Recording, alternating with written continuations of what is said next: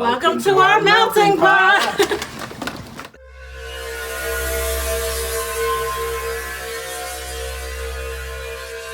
Welcome to the 1920’s, everyone. Wow, honey, you look amazing. Thank you, honey, and you look charming. Oh, thank you. Since we're here in the 20s, we thought we'd make a few popular dishes from the time period. I'm gonna make for you guys a chicken a la rosé. And I'm gonna make deviled eggs for you all. That sounds delicious. Thank you. Yes, so does yours. A lot of significant things happened during this era, such as women obtained the right to vote, yay, but unfortunately, there was segregation. Yeah, that's it. And also there was prohibition, because back then they outlawed drinking. People had to go underground to speakeasies so they could have a drink, and that's not something I would want to do. That just sounds terrible. I'm sorry. But let's get started. Yeah, so honey, you're gonna, okay. Alright, so I'm gonna start seasoning my chicken breast. I got 2 chicken breasts, and every recipe I found for this said you just do the whole chicken breast. I don't know who's cooking a whole chicken breast, not butterflied. You want it to be as even as possible, because otherwise you're gonna have like dry pieces and tender pieces. So I butterflied it. I'm gonna do a little bit of salt, a little bit of pepper on each side. What are you gonna do over here, honey? You wanna get started? Or? Yes, okay, and I am going to do deviled eggs. They originated in 1700s, but, I mean, the name originated in the 1700s for deviled eggs, and the reason they were called deviled eggs is because people decided to add mayo and spices, and that's how that name came about. And now it's a very popular dish. Yes, you know, and people like, sometimes people like to change the name to angel eggs. Yes, I like to use, which is one of my pet peeves, because the term deviled eggs is not referring to the devil itself. It's just referring to how the chicken or the egg is seasoned. So there's no reason to change it to angel eggs. Please, if you're one of those people that do that, please stop. Please. Well, I'm gonna add some mayo Excuse me. to my deviled eggs. And then I'm going to add some mustard. Alright, so I'm going to go in with 1 teaspoon of butter. And some Worcestershire sauce. I always have a problem saying that. And 1 teaspoon of olive oil. Then some relish over here.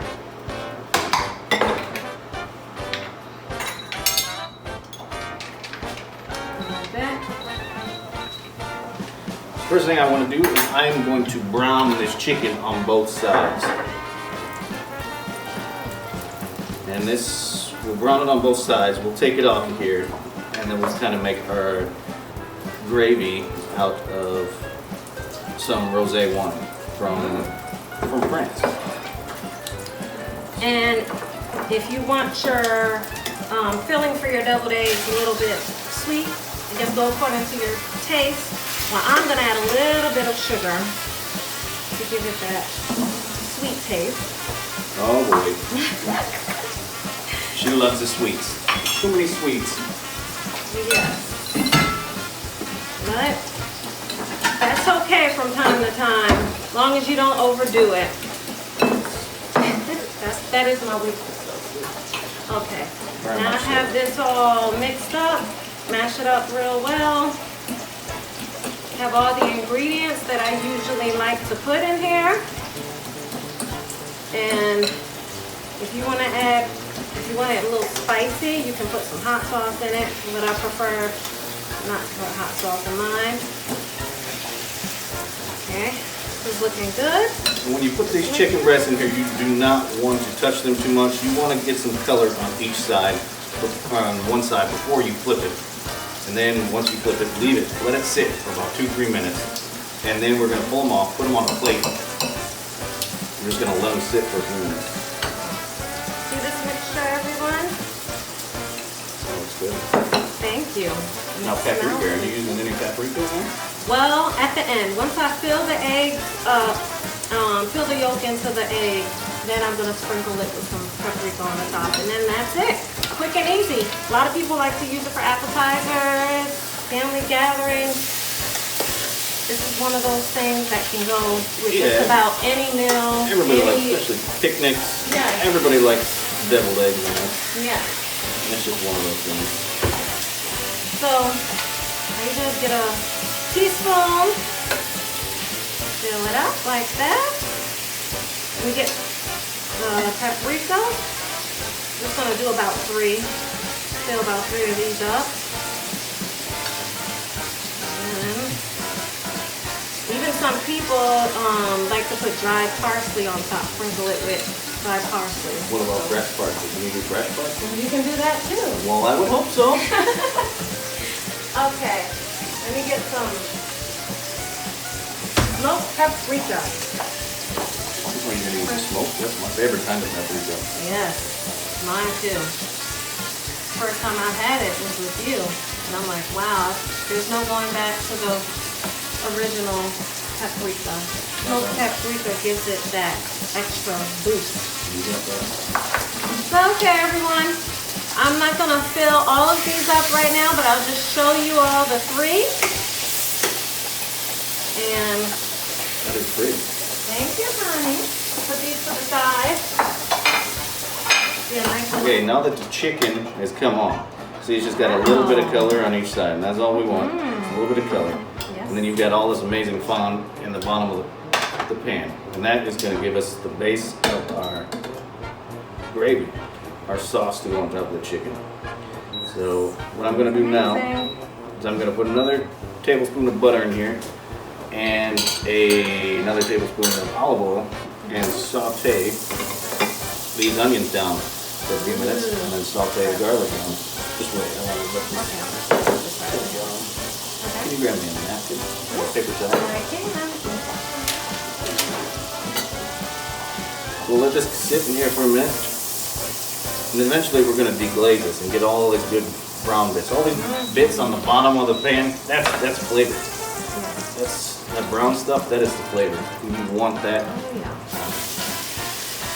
Wow. So we'll let these cook down for a few minutes. This is just 2 yellow onions, thinly sliced.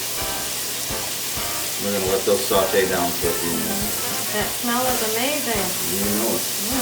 Not better than the smell. Just the smell of garlic and onions sauteing together. I haven't put the garlic in there yet, but when those 2 things are just sauteing together, you're just like, oh. Yes.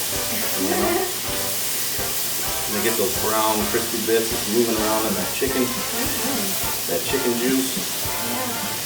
They aged pretty well in the 20s. Yeah, some of the stuff I looked at during the 20s.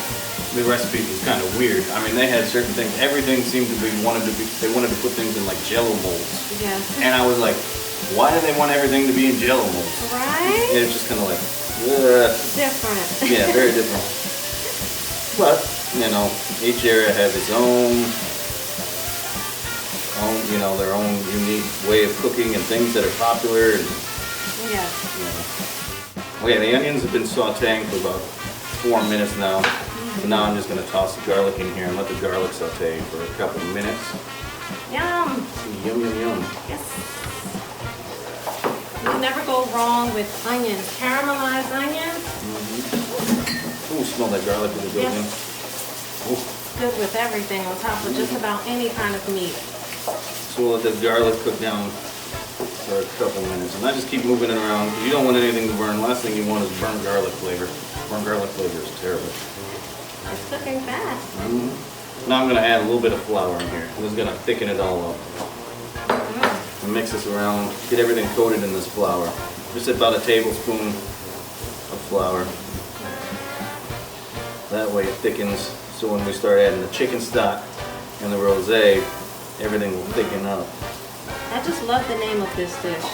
Chicken a la rosé. Yes. Yeah. It's so fancy. Sometimes they used to put like edible rose petals on the dish.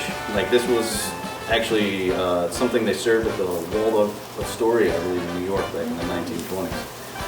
So very, very bougie, I would say, I guess. Uppity, uppity. I'm gonna add a cup of chicken stock. Actually, I want to do the half a cup of wine first. Okay. It's just a rosé from the south of France. where we plan to retire. Yay! In about what, 30 more years? Before then, I'm thinking 5 years. That would be nice. If we can retire in 5 more years. We'll be living it up in south of France. So now when I add the wine, it's also going to help kind of deglaze the bottom, get some of the bits off the bottom of it. Yes. Okay, so now that the onions have gotten a little bit thick after adding the flour in there, you can kind of see how it is like a very thick consistency. You got the flour in there, the wine, the rosé in there. Now I'm going to add a cup of chicken stock. About a tablespoon of Dijon mustard. This is a good Trader Joe's Dijon mustard. Did they have Trader Joe's in the 20s? I hope so. Who knows? You never know. Alright, we'll mix this around. Oh, it smells delicious. It really I'm does. just splashing everything all over the place. Oh boy. Don't get your shirt dirty. I don't know. Try your best. I have to take it to the cleaners. Okay. I like that color too. Yes, it's very nice. A nice golden I'm gonna make it a little bit more golden. Ooh, and sweet. A little bit of honey, about a teaspoon of honey. We'll mix that around. Now I'm gonna put some sprigs of thyme in here. I'm not gonna peel these off because I always pick it out at the end. It's like you don't eat the stem, just pick it out. I think the actual stems add a little bit more flavor. Now that this has all come together, you can see how that looks. Look at that. So that is kind of our little gravy mix. And now we're going to put these in the oven. Put the chicken back in the pan. Let it soak in that juice, in that gravy. Extra flavor. Extra flavor. And then we're going to put this in the oven. 350. Oven is preheated to 350. Yes, it is. And we're going to put it in here for about 15-20 minutes. I'm going to get the door for you. All right, everybody. I pulled the chicken out of the oven. As you can see, it's sitting in this nice gravy. The gravy is amazing. Looks amazing. And honey, any suggestions as far as what kind of size people should have with that gravy, that amazing looking gravy?